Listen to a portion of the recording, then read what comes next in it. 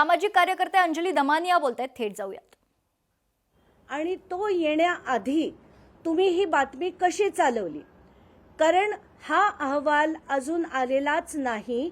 मी पूर्ण माहिती घेतली आहे. अजून हा अहवाल रिलीज झालेला नाही. त्याची इनफॅक्ट शेवटची बैठक सुद्धा अजून बाकी आहे अशी माहिती मला आता त्या विभागाकडनं मिळतेय. तर प्रत्येक माध्यमांनी आज बातमी चालवून टाकली की पार्थ पवारला क्लीन चिट. तर ही कुठचीही क्लीन चिट पार्थ पवारला मिळालेली नाही. दुसरं म्हणजे मागे जी चार्जशीट फाईल झाली होती पोलीस डिपार्टमेंटकडनं, कारण 2 FIR आहेत या प्रकरणात, एक बावधनला आहे आणि एक खडकला आहे. तर बावधनच्या FIR मध्ये, खडकच्या FIR मध्ये जी चार्जशीट झाली होती त्या दोन्ही FIR मध्ये पार्थ पवारचं नाव पहिल्या दिवशीपासून नाहीये.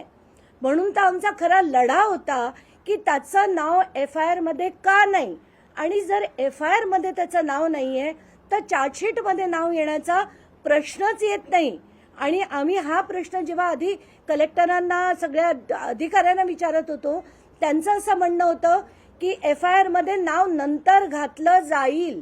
तर म्हणून आत्ताच्या घटकेला जी चौकशी चालू आहे, चौकशी पूर्ण झालेली नाही. आत्ताच्या घटकेला शीतल तेजवानीला बेल मिळू नये म्हणून एक चार्जशीट फाईल झाली होती आणि त्या चार्जशीट फक्त सीमित शीतल तेजवानी पुरतीच होती. त्याच्यात पार्थचं नाव येण्याचा प्रश्नच उठत नाही. म्हणून मला माध्यमांना विनंती आहे की चुकीच्या बातम्या देऊ नका. पूर्ण महाराष्ट्रात झालंय की पार्थ पवारला क्लीन चिट, पार्थ पवारचं नाव चार्जशीट मध्ये नाही, असं होऊच शकत नाही. आणि आता म्हणूनच मी ते पूर्ण एक प्रिंट आउट काढलंय. तो प्रिंट आउट द्या. हा पॉवर ऑफ अटॉर्नी आहे. शीतल तेजवानी, शीतल तेजवानी आणि पार्थ पवार यांच्यामध्ये झालेलं पॉवर ऑफ अटॉर्नी आहे. याच्यात प्रत्येक पानावर त्यांचं नाव आहे, प्रत्येक पानावर. इतकंच नाही तर याच्यात पार्थ पवारचा फोटो, त्याच्यावर शिक्का, त्याच्यावर त्याची सही. हे बघा, सगळ्यांनी झूम इन करून दाखवा. पार्थ पवारचा फोटो, त्याच्यावर त्याची सही, शिक्का, खाली विटनेसची सही. आणि हा जो विटनेस आहे त्याचा इतर कंपन्यांमध्ये त्याच्याबरोबर डायरेक्टर आहे. इतकंच नाही तर हे नोटराइज्ड आहे. याच जमिनीचा व्यवहार पार्थ पवारनी शीतल बरोबर केलेला. ही पॉवर ऑफ अटॉर्नीची कॉपी सुद्धा मी खारगे समितीला दिली आहे. म्हणून खारगे समिती त्यांना याच्यातनं बाहेर काढूच शकत नाही. आणि काढलं तर खारगे समितीला मी धारेवर धरणार आहे. आणि एवढंच नाही तर हायकोर्टापर्यंत याच्या विरुद्ध मी लढा देणार आहे. आताच्या घटकेला या ज्या ज्या गोष्टी आहेत त्या महाराष्ट्र समोर यायला हव्यात. म्हणून मी बोलले की कुठल्याही परिस्थितीत मुंडवा घोटाळ्या प्रकरणात पार्थ पवारला बाहेर येऊ शकणार नाही. आणि जरी त्या समितीने अहवाल मॅनिप्युलेट केला तरी हायकोर्टात जाऊन मी लढून ते खरंच खरं जे आहे ते हायकोर्टापुढे मांडणार आहे. माझा लढा मी चालूच ठेवणार आहे. अशा सुद्धा बातम्या येत होत्या की तुम्ही कुठल्या तरी चौकशीसाठी किंवा कुठल्या तरी तपासासाठी पुण्याला नाही. आता रोज नवीन नवीन बातम्या. आज सकाळी मी उठण्याच्या आधी मला 25 मेसेजेस आले होते. कित्येक पत्रकारांचे फोन आले की मी बारामतीला जाऊन त्या जी लँडिंग स्ट्रिप आहे त्याची तपासणी करणार आहे. मी कुठलीही तपासणी करायला बारामतीत जाणार नव्हते. मी इथेच मुंबईत आहे. पण अशा वाटेल त्या ज्या बातम्या येत आहेत मला खरंच कळत नाही कोण पेरतंय, का पेरतंय. आणि इतकंच नाही तर आज जी काही पत्रकारांनी जी बातमी, काही वृत्तपत्रात जी आलेली होती बातमी, ती सुद्धा दादांत खोटी होती. आता त्या जे पत्रकार होते त्यांच्याशी सुद्धा काही वेळापूर्वी मी बोलले. तर त्यांचं असं म्हणणं आहे की एका उच्च अधिकाऱ्यांनी त्यांना ही माहिती दिली होती. पण ही माहिती खरी नाही असं आता त्या विभागाकडनं स्पष्ट झालेलं आहे. अजून याची शेवटची मीटिंग होणं बाकी आहे. त्यामुळे पार्थ पवारला कुठचीही क्लीन चिट मिळालेली नाही. अंजलीताई, 24 तासने हा घोटाळा संपूर्ण उघड केलेला होता.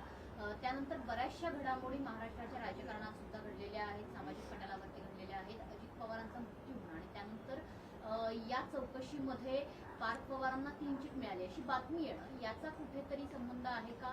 पार्थ पवारांना सहानुभूतीचा फायदा दिला जाऊ शकतो? नाही, मला असं वाटतं की या सगळ्या गोष्टींना अतिशय संवेदनशील आहेत आणि ह्याच्यात जो मृत्यू झाला, आता जे अजित पवार गेले त्यांच्या विरुद्ध माझ्या एवढं तर महाराष्ट्रात कोणीच लढलं नसेल. 15 वर्ष मी त्यांच्या विरुद्ध लढले, पण ज्यावेळी त्यांचा मृत्यू झाला प्रचंड हळहळ आपल्या सगळ्यांच्या मनात झाली. मला प्रचंड दुःख झालं होतं.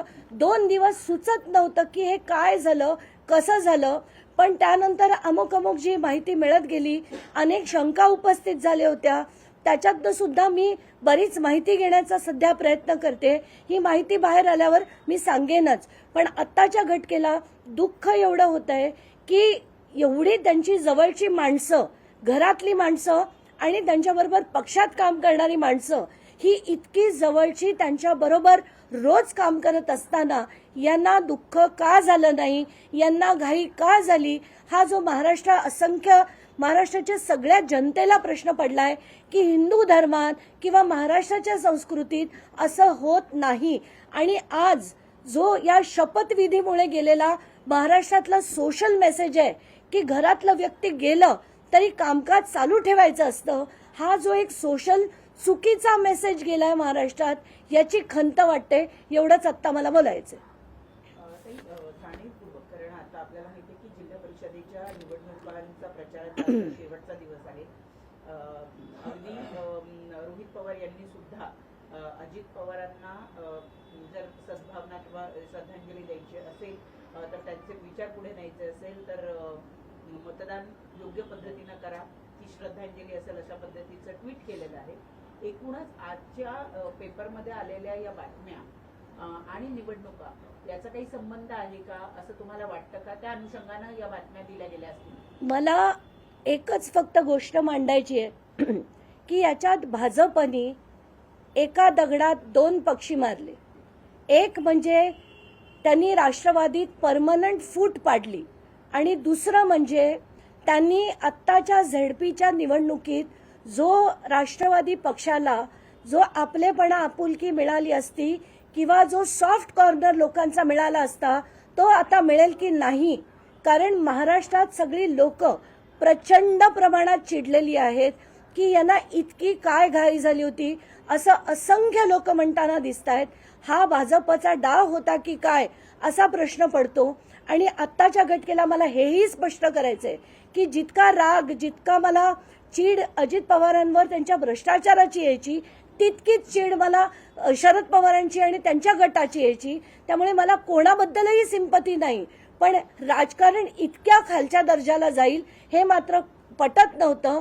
पण आता भाजपने ते सिद्ध करून दाखवलंय की राजकारण आता कुठच्याही पातळीवर जाऊ शकतं. सहानुभूतीचं राजकारण केलं जातंय का, इथून पुढे सुद्धा केलं जाईल का? विशेषतः पार्थ पवार यांचं नाव या घोटाळ्यात आहे, त्यापासून त्यांना वाचवण्याकरता ही सहानुभूतीचं कार्ड खेळलं जाईल का? आणि सुनेत्रा पवारांकडनं काय अपेक्षा? कुठल्याही न्यायात कुठलंही सहानुभूतीचं कार्ड चालत नाही.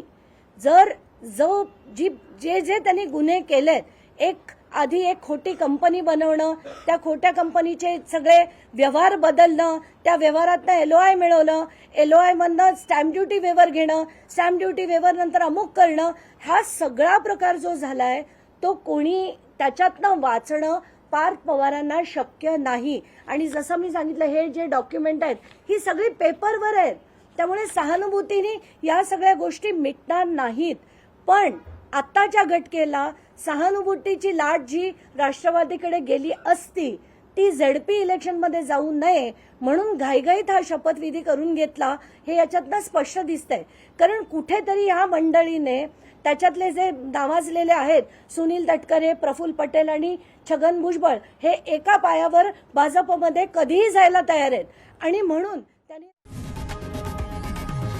लोकशाही मराठी ऐका, पहा, जागरूक रहा.